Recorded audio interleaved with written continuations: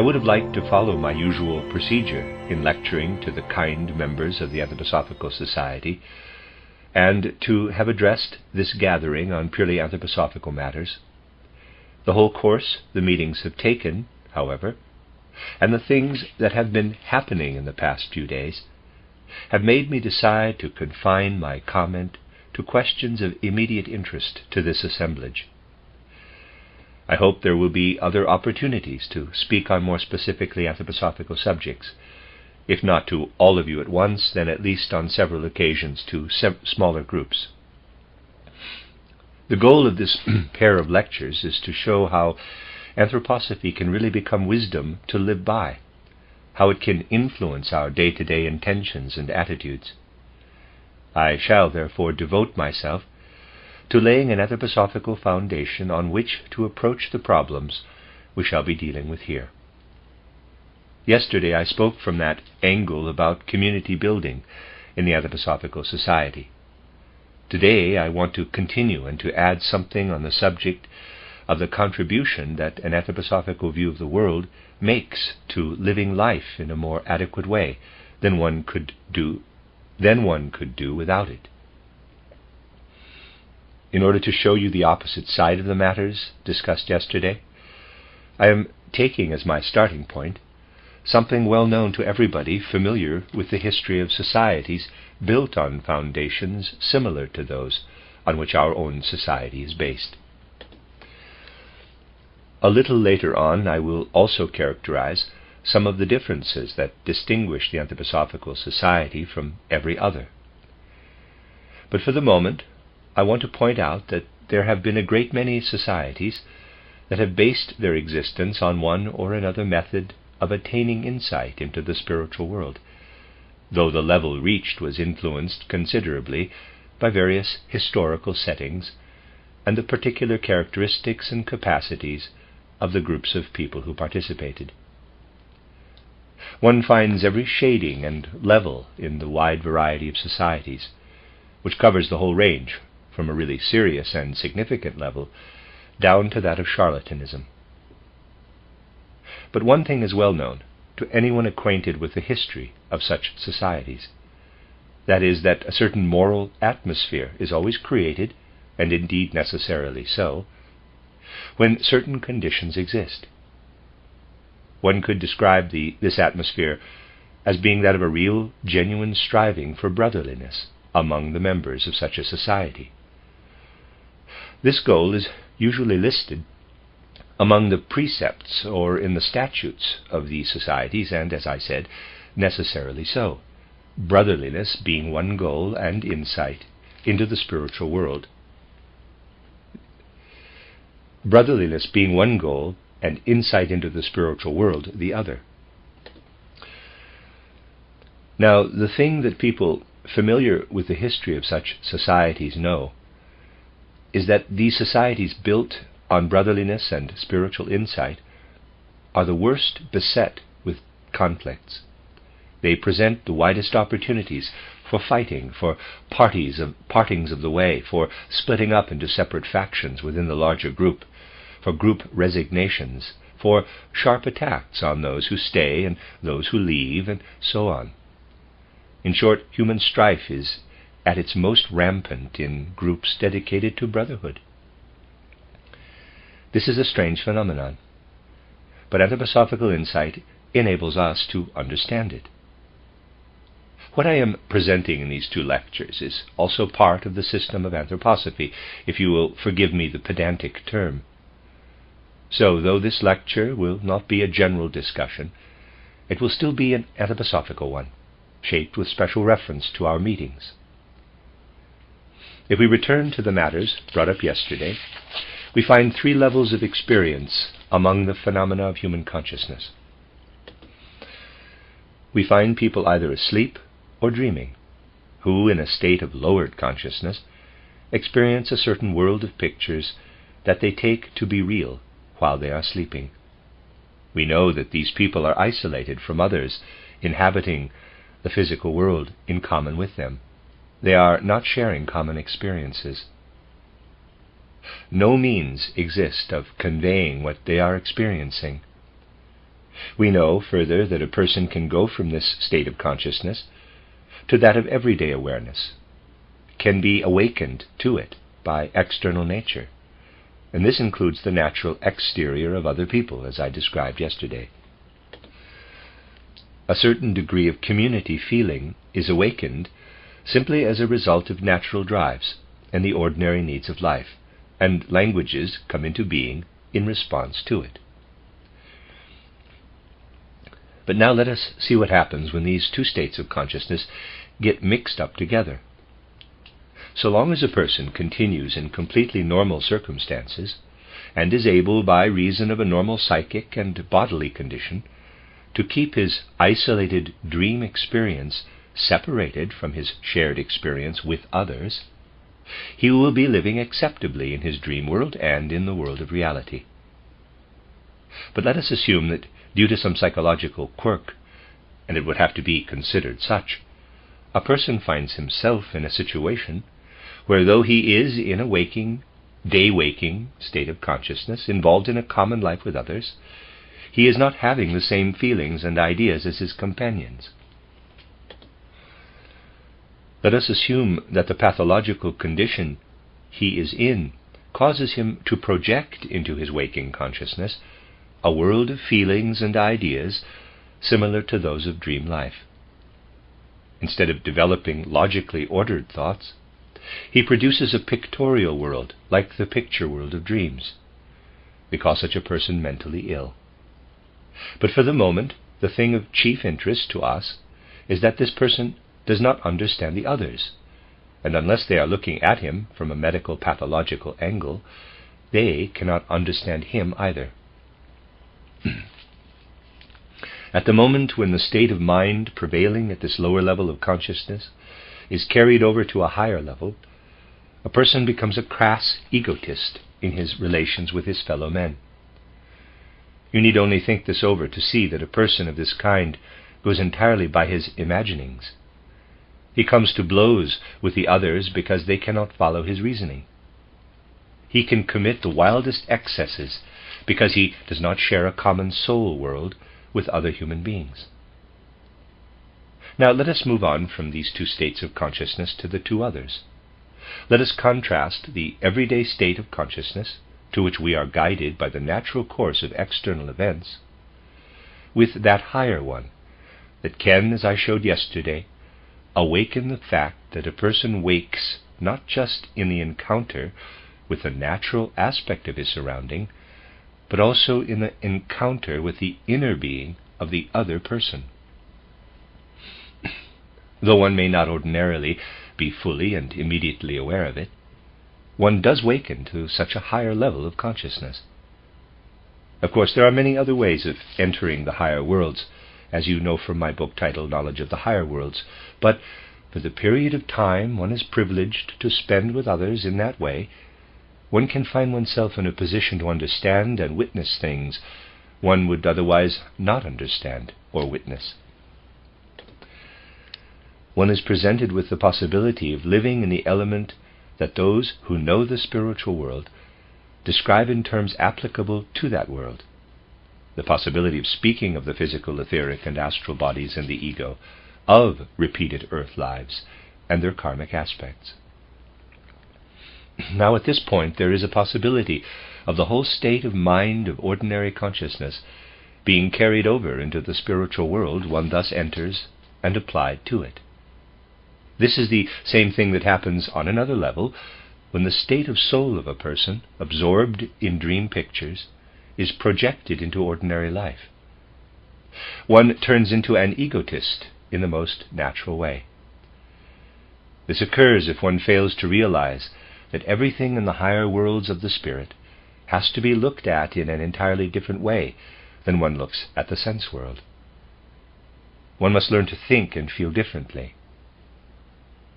Just as dreamers have to switch over into a totally different state of consciousness if they want to share a life with others in an ordinary state of waking, so must there be similar awareness of the fact that the content of anthroposophy cannot be approached with the attitude of soul one has toward the things of ordinary experience.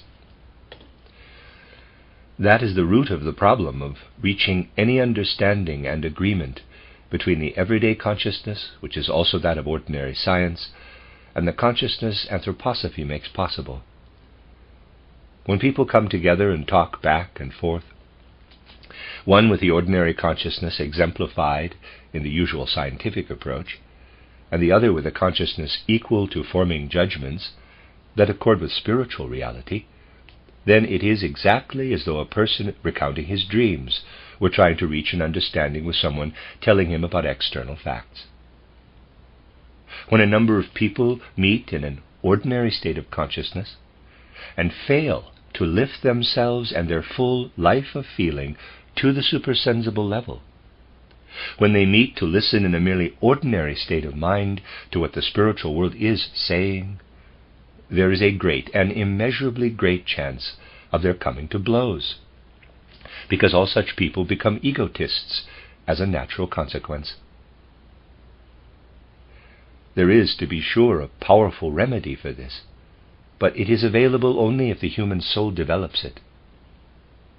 I am referring to tolerance of a truly heartfelt kind, but we have to educate ourselves to it.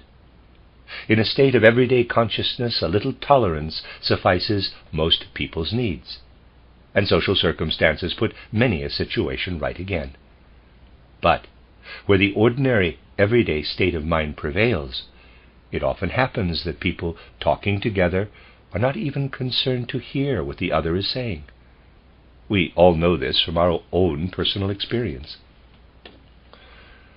It has become a habit nowadays to give only scant attention to somebody else's words. When a person is part way through a sentence, someone else starts talking, because he is not the least interested in what is being said. He is interested only in his own opinion. One may be able, after a fashion, to get by with this in the physical world, but it simply cannot be done in the spiritual realm. There, the soul must be imbued with the most perfect tolerance. One must educate oneself to listen with profound inner calm, even to things one cannot in the least agree with. Listen not in a spirit of supercilious endurance, but with the most positive inner tolerance, as one would to well-founded utterances on the other person's part. In the higher worlds there is little sense in making objections to anything.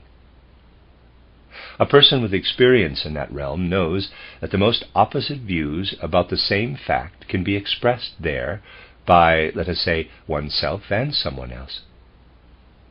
When he has made himself capable of listening to the other's opposite view with exactly the same tolerance he feels toward his own, and please notice this, then and then only does he have the social attitude required for experiencing what was formerly merely theoretical knowledge of the higher worlds. This moral basis is vital to a right relationship to the higher realms. The strife that I have described as so characteristic of the societies we are discussing has its root in the fact that when people hear sensational things, such as that man has an etheric and astral body and an ego as well as a physical body, and so on, they listen for sensation's sake, but do not undertake to transform their souls as these must be transformed if they are to experience spiritual reality differently than they would a chair or a table in the physical world. And one experiences even these objects differently in the physical world than one does in dreams. When people apply their ordinary soul habits to what they think they are understanding of teachings about the higher worlds, then this inevitably develops strife and egotism.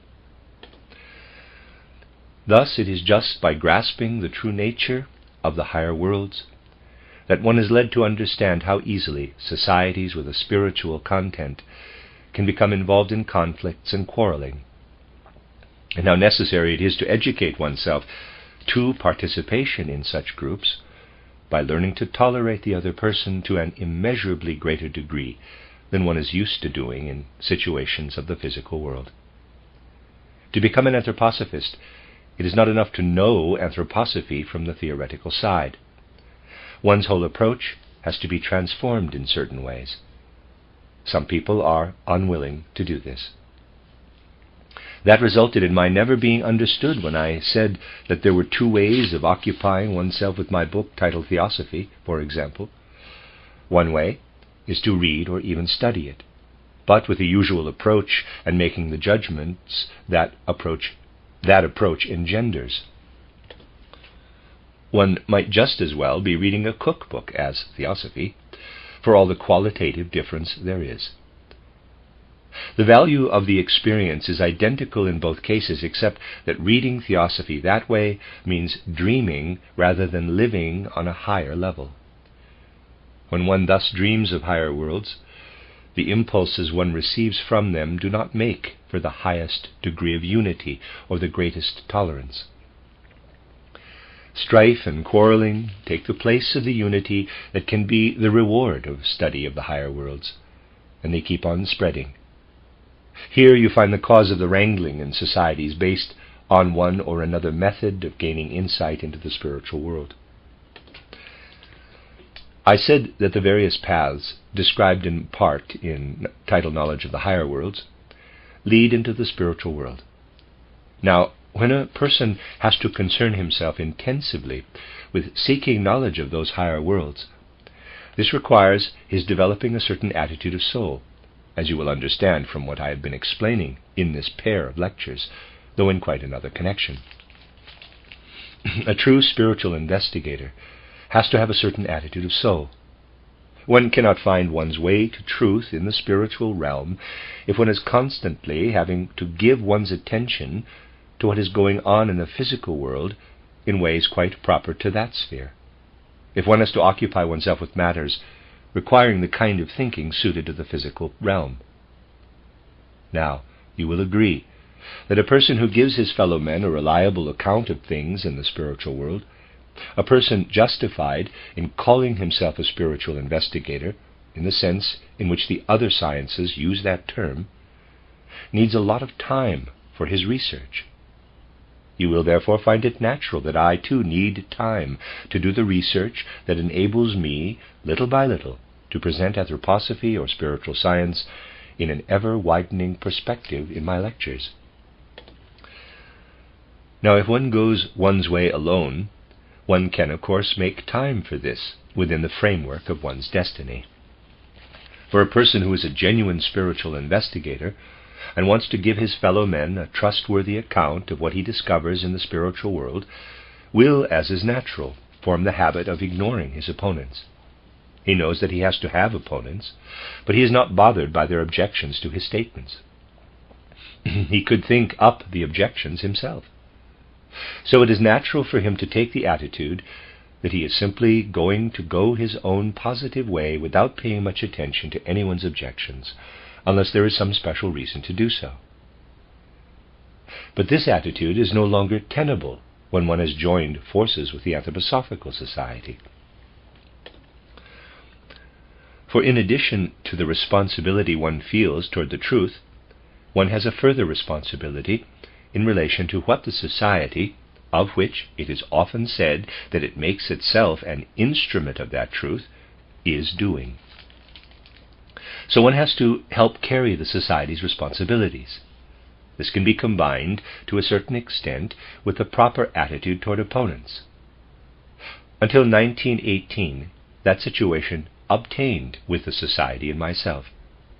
I paid as little attention as possible to objections, and did so, paradoxical though this may seem, as a consequence of maintaining the tolerance I have been describing. Why, indeed, should I be so intolerant as to be constantly refuting my opponents? In the natural course of human evolution, everything eventually gets back on the right track anyhow. So I can say that up until 1918, this question was justified, to some extent at least. But when the Society proceeds to take on the activities it has included since 1919, it also takes on the responsibility for them.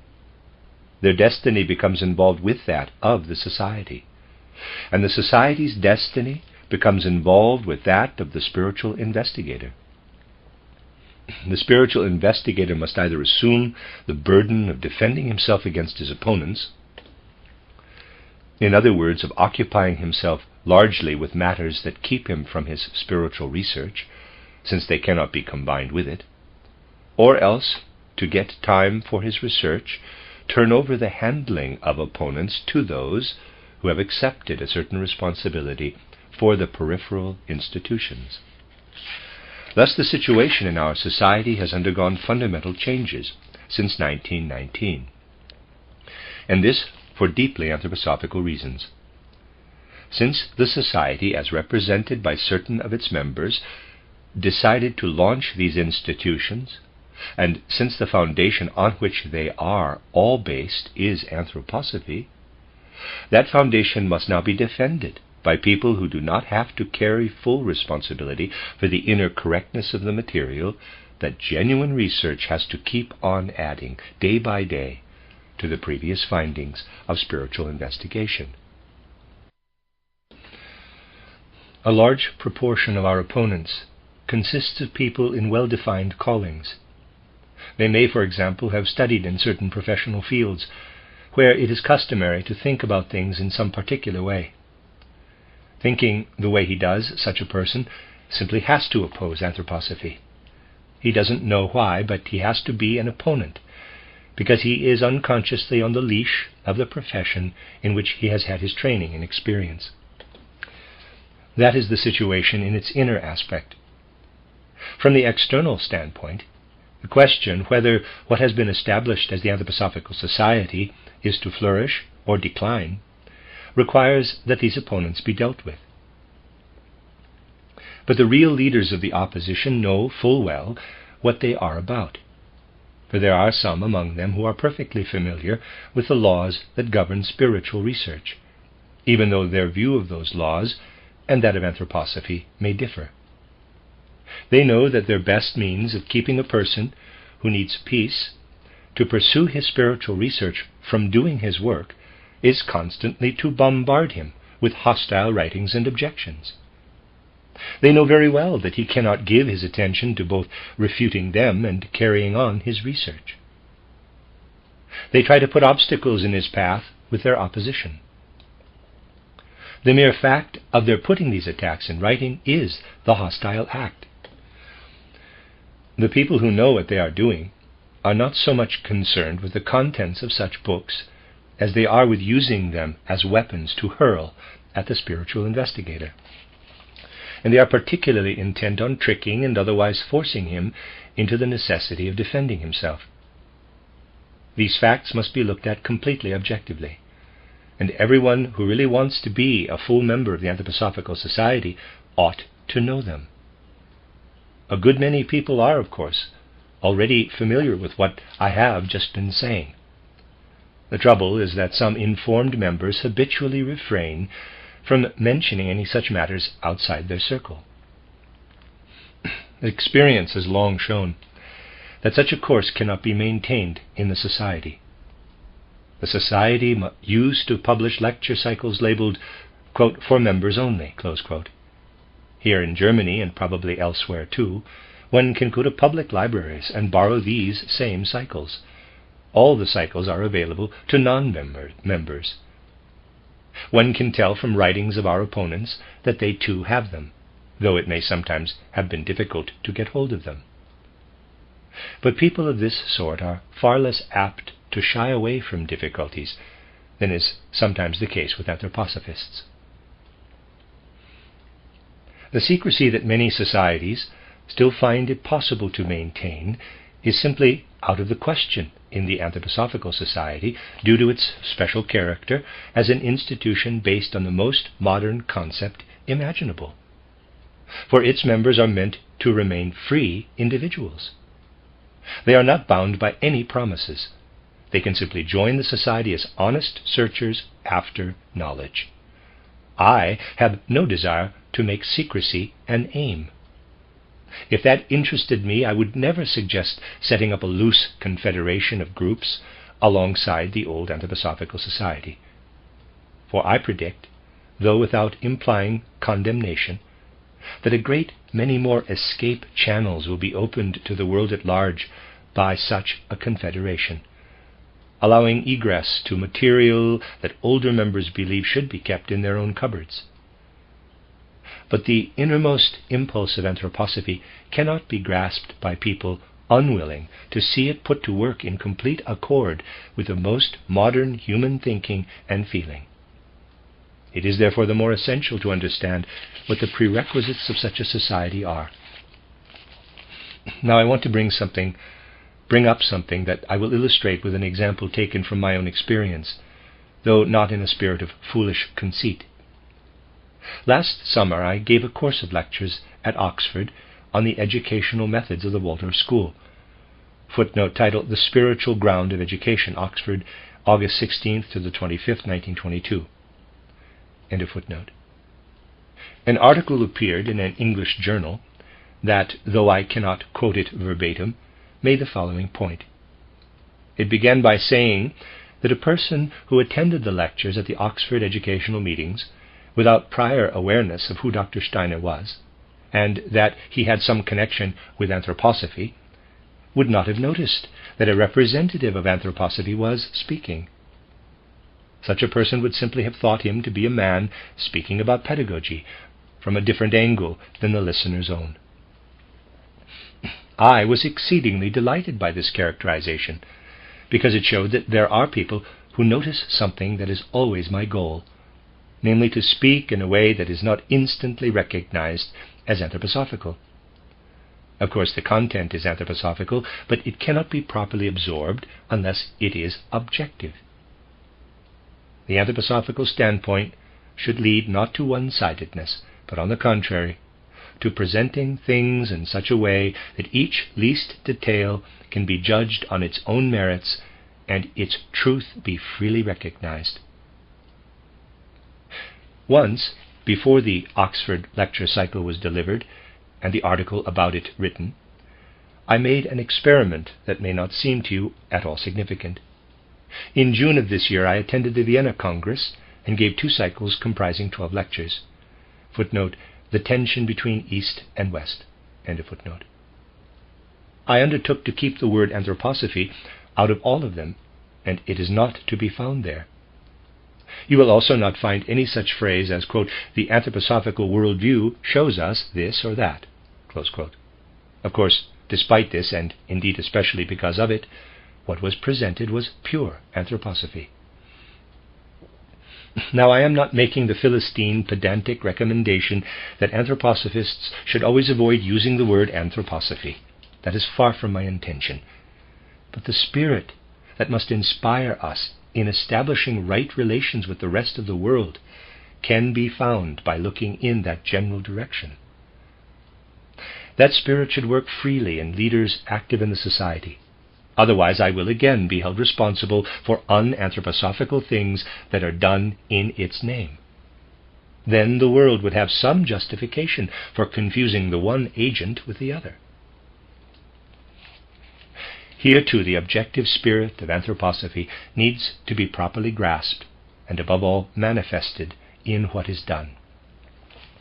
We will have first to undertake some degree of self-education to that end.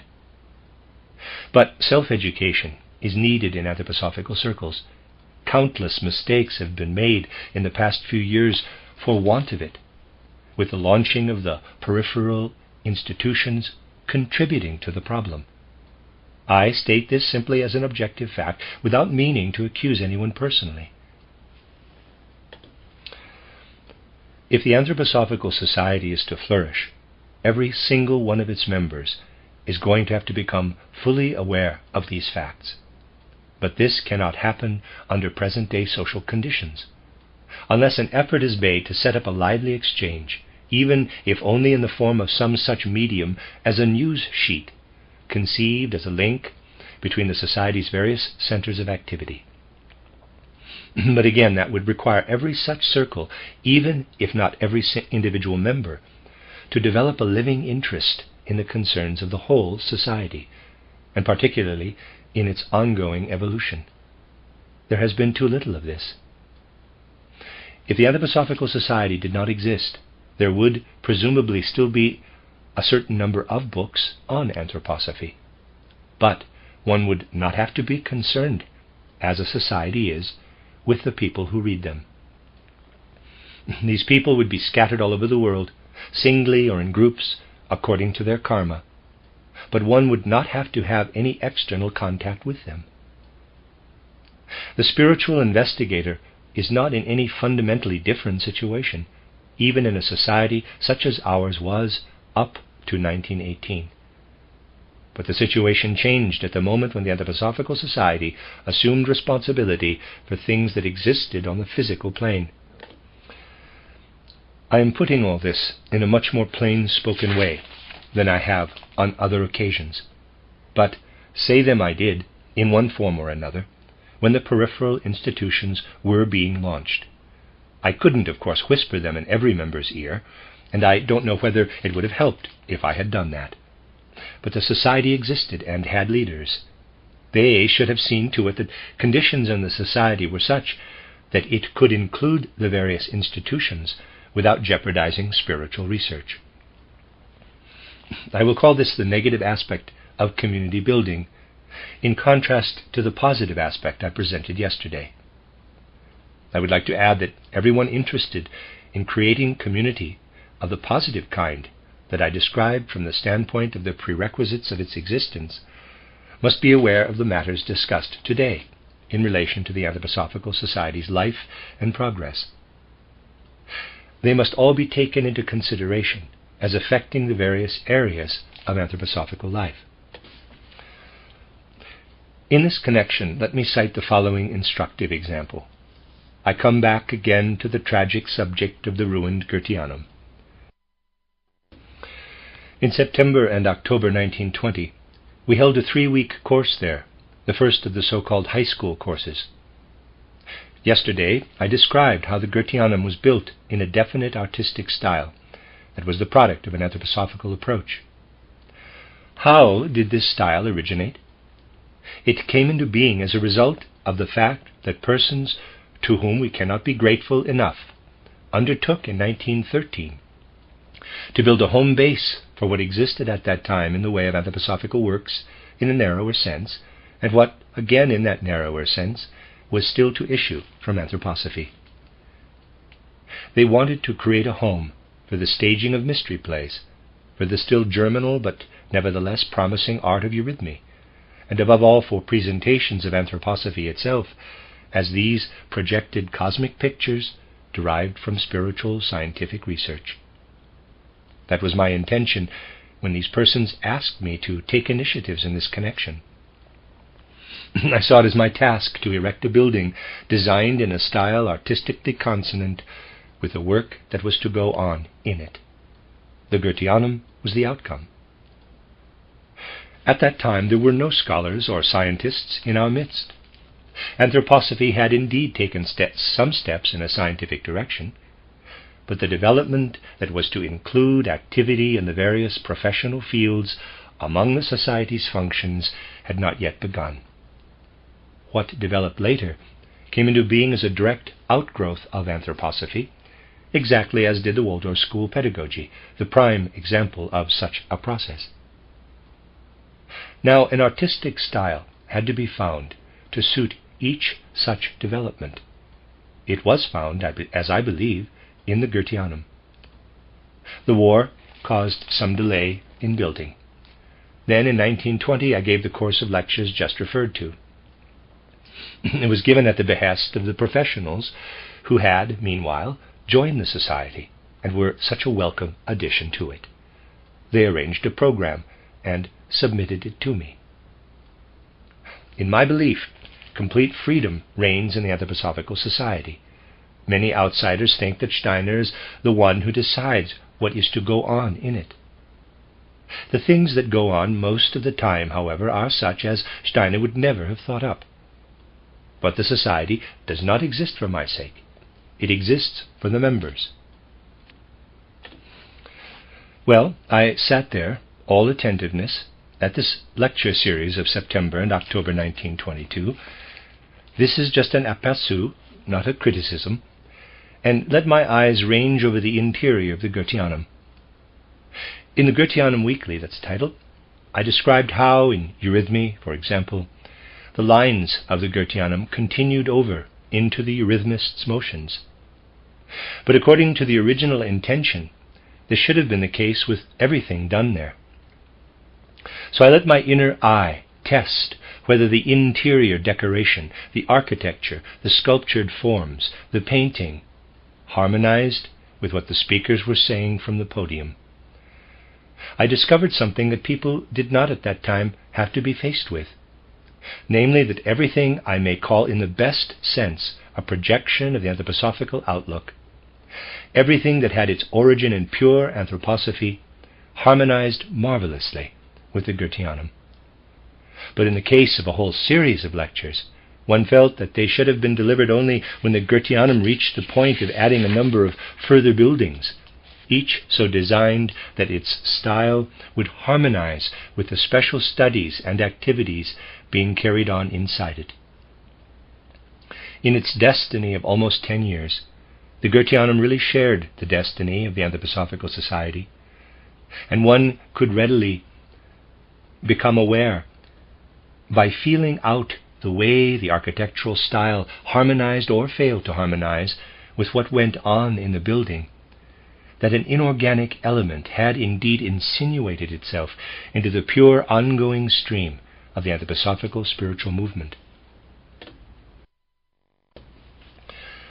Now, this is not said to blame anybody or to suggest that things should have been done differently. Everything had to happen as it did naturally, but that brought another necessity with it. The necessity of bringing about a complete rebirth of chemistry, physics, mathematics, and so on, through anthroposophy. To give consciousness the quick forward thrust I described it as needing. For the ordinary way of looking at things simply does not provide a basis for anthroposophical presentations. But that forward thrust was not always in evidence. Its lack could be felt in the testing that the artistic style of the Goetheanum gave it. In the Anthroposophical Society, it manifests itself in the phenomenon of the clouds that have gathered and hung over us these past days. Now that a most welcome destiny has brought science into the anthroposophical stream, we face the immediate and future task of bringing it to rebirth through anthroposophy. No purpose is served by losing ourselves in all kinds of meaningless polemics. The urgent task is rather to see to it that the various disciplines are reborn out of anthroposophy.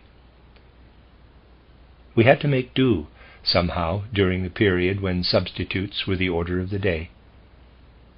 I was often called upon, in response to a need somewhere, to deliver cycles of lectures to this or that group on subjects which, had anthroposophical life been progressing at a normal tempo, might better have waited for future developing.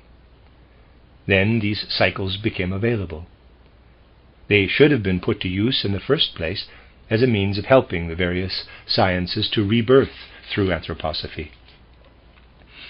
That lay in the real interests of anthroposophy, and its interests would have coincided fruitfully indeed with those of the Anthroposophical Society.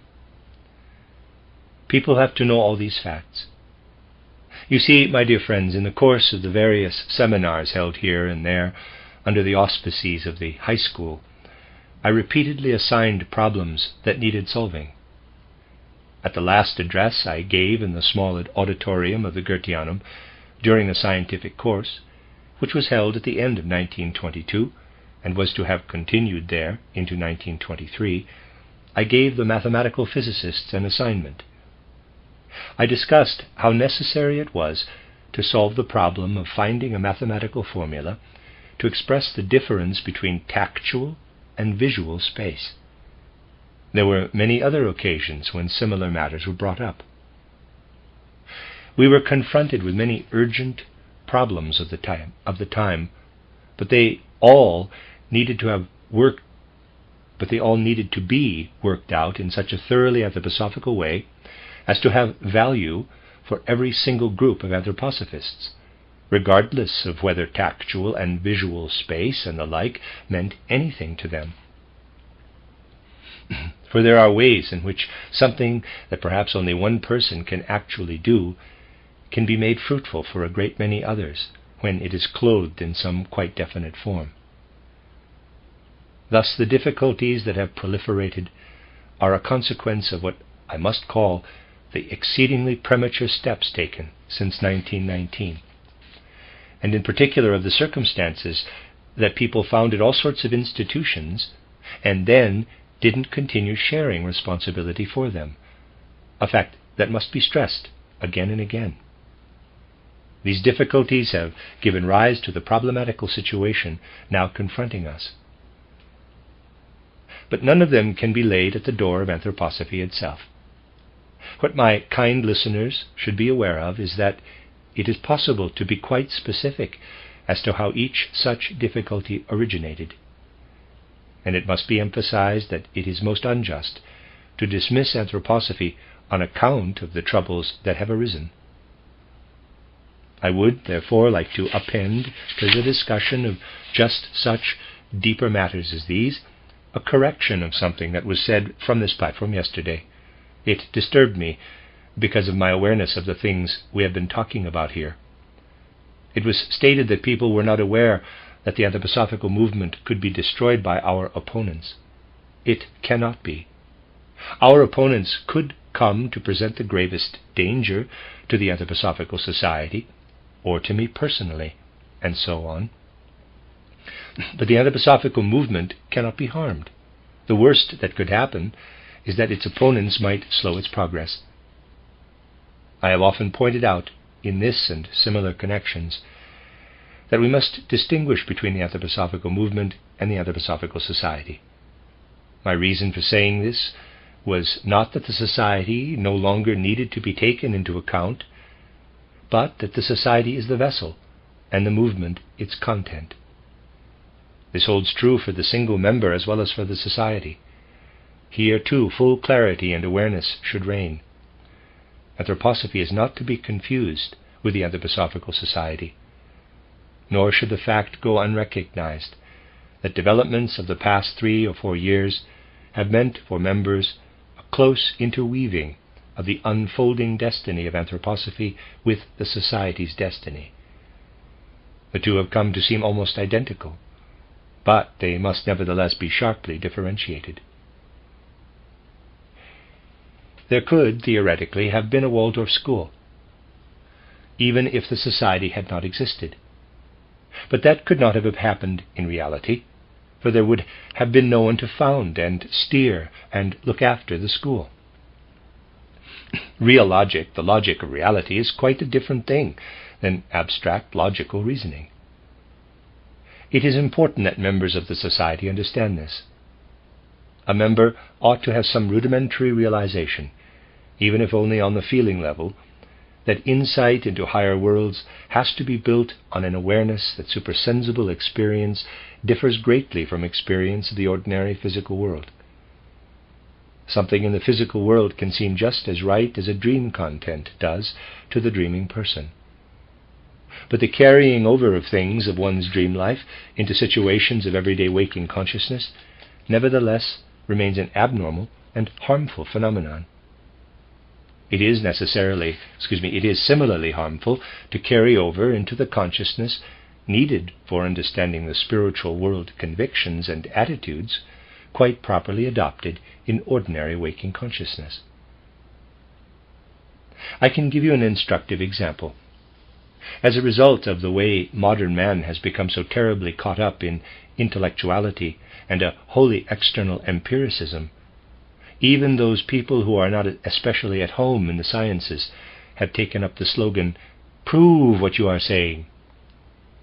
What they are stressing is a certain special way of using thought as a mediator. They know nothing of the immediate relationship the soul of man can have to truth, wherein truth is immediately apprehended in just the way the eye perceives the color red, that is, seeing it, not proving it. But in the realm of reason and intellect, each further conceptual step is developed out of the preceding one. Where the physical plane is concerned, one is well advised to become a bright fellow who can prove everything, and to develop such a good technique in this that it works like greased lightning. That is a good thing where the physical plane is concerned, and a good thing for the sciences that deal with it. It is good for the spiritual investigator to have developed a certain facility in proving matters of the physical world. Those who acquaint themselves closely with the intentions underlying the work of our research institute will see that wherever this technique is applicable, we too apply it. But if you will permit me the grotesque expression, one becomes stupid in relation to the spiritual world if one approaches it in a proof-oriented state of mind, just as one becomes stupid when one projects a dreamer's orientation into ordinary waking consciousness. For the proving method is as out of place in the spiritual world as is an intrusion of the dream state into the reality of waking consciousness. But in modern times things have reached the point where proving everything is taken as a matter of course. The paralyzing effect this trend has had in some areas is really terrifying.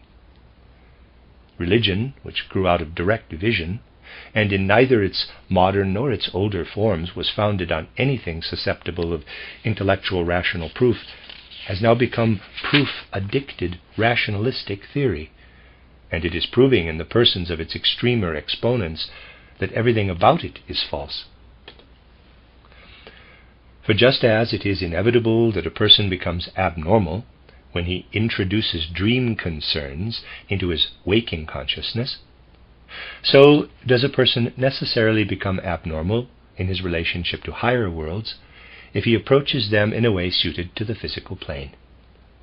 Theology has become either an applied science that just deals practically with whatever confronts it, or a proof-minded discipline, better adapted to destroying religion than to establishing it. These, my dear friends, are the things that must become matters of clear and conscious experience in the Anthroposophical Society. If that is not the case, one takes one's place in life and in human society simply as a person of many-sided interests who functions sensibly at all the various levels, whereas from the moment one concerns oneself with the material contained in innumerable cycles, one cannot exist as a human being without spiritual development. The spiritual investigator does not need to rely on proof in meeting his opponents. Every objection that they might make to something I have said can be taken from my own writings. For wherever it is indicated, I call attention to how things stand with physical proof as applied to supersensible fact. Somewhere in my books, one can always find an approximation of the opponent's comments in my own statements, so that for the most part all an opponent need do to refute me is to copy passages out of my writings. But the point is that all these details should become part of the awareness of the members. Then they will find firm footing in the society. To occupy oneself with the anthroposophical outlook will mean finding firm footing, not only in the physical world, but in all the worlds there are. Then anthroposophical impulses will also be a fountainhead of the capacity to love one's fellow men, and of everything else that leads to social harmony and a truly social way of life. There will no longer be conflict and quarreling, divisions and secedings among anthroposophists. True human unity will reign and overcome all external isolation. Though one accept observations made in higher worlds as truth, one will not wander about like a dreamer in the physical world. One will relate to it as a person with both feet set firmly on the ground. For one will have trained oneself to keep the two things separate, just as dream experience and physical reality must be kept separate in ordinary life. The key need is for everyone who intends to join with others in really full, genuine participation in the anthroposophical movement within the society to develop a certain attitude of soul, a certain state of consciousness. If we really permeate ourselves with that attitude and that consciousness, we will establish true anthroposophical community, then the Anthroposophical Society too will flourish and bear fruit and live up to its promise.